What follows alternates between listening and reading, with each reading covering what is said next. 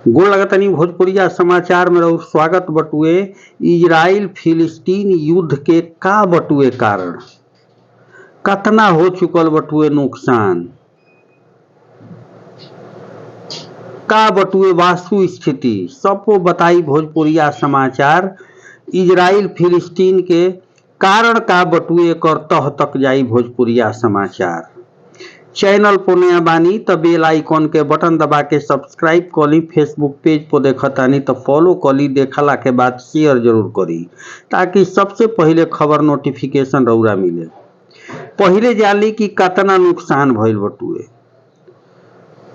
Netanyahu जौन बाणे, Benjamin Netanyahu Israel के प्रधानमंत्री कहले बाणे कि हमनी के नेस्तो नाबूद क के ध देव जा जे हमारा देश को हमला कइले बा।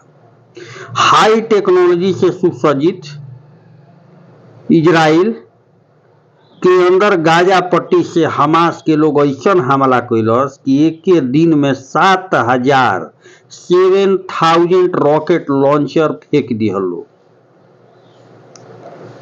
सैकड़ों लोग के मौत भइल, जेकरा बाद इजराइल जौन की कहल जाला कि तू एगो मरब तो हम 10 गो मारब, ई इरादा से चलेला। इजराइल के बारे में जानली कि एकरा चारों तरफ मुस्लिम कंट्री से घिरल एगो देश हटुए।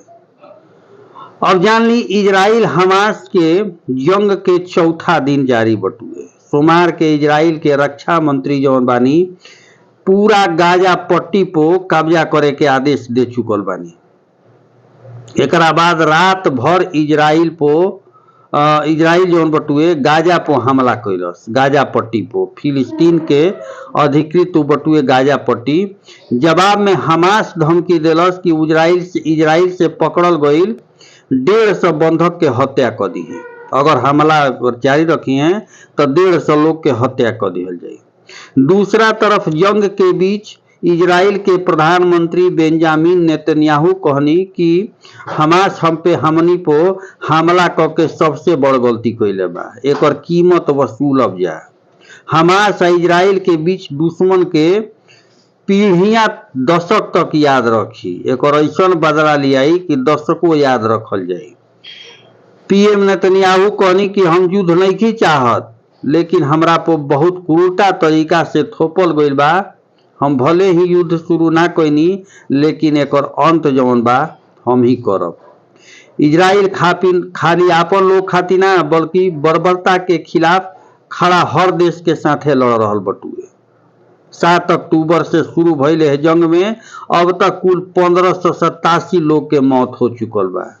इजराइल में 900 लोग मारल गईल बाड़े, जबकि 2300 लोग घायल बाड़े। वही जे गाजा पट्टी में 140 लड़का समेत 687 फिलिस्तीनी मारल गईल बाड़े आ 3726 लोग घायल बाड़े। Times of Israel Hebrew media के हवाले से बतावल गईल कि इजराइल शनिचर के जंग के शुरुआत से लेके अब तक गाजा में 1707 टारगेट पर हमला कर चुकल बटुए। इजराइल जौन बटुए 1707 जगह पर हमला कर चुकल बा। इस दौरान करीब 475 रॉकेट सेंटर, 23 स्ट्रेटेजिक साइट्स आ 22 गो अंडरग्राउंड ठिकाना के निशाना बनावल गईल बा। इजरायली सुरक्षा बल सोमवार देर रात एकर पुष्टि कइलो कि लेबनानी सीमा पर संघर्ष के दौरान एगो डिप्टी सेना कमांडर के भी मौत हो चुकल बटुए। इजराइल हमास जंग के देखत दिल्ली पुलिस, भारत के दिल्ली पुलिस इजरायली दूतावास आ चाबर हाउस के आसपास सुरक्षा बढ़ा देले बिया। न्यूज एजेंसी रॉयटर्स के मुताबिक कतर हमास के अधिकारी से जंग में कैद कइल गए लोग के बारे में बात कइले। इजरायली महिला बच्चन के रिहाई के बदले 36 गो फिलिस्तीनी महिला आ बच्चन के स्वैप करे पर चर्चा भइल, लेन देन करे के चर्चा भइल।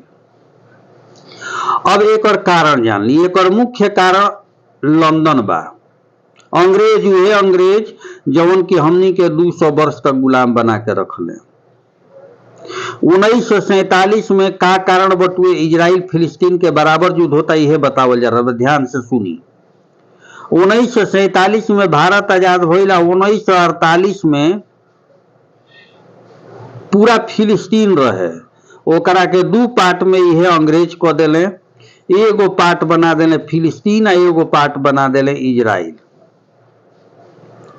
फिलिस्तीन में मुस्लिम कौम के लोग के कह दिहल गईल आ इजराइल में जौन बटुए तवन अलग लोग के कह दिहल गईल।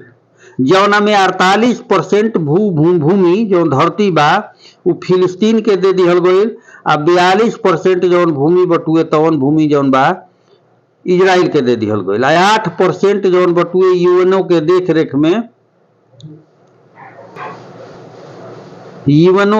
रेख में रखल गईल,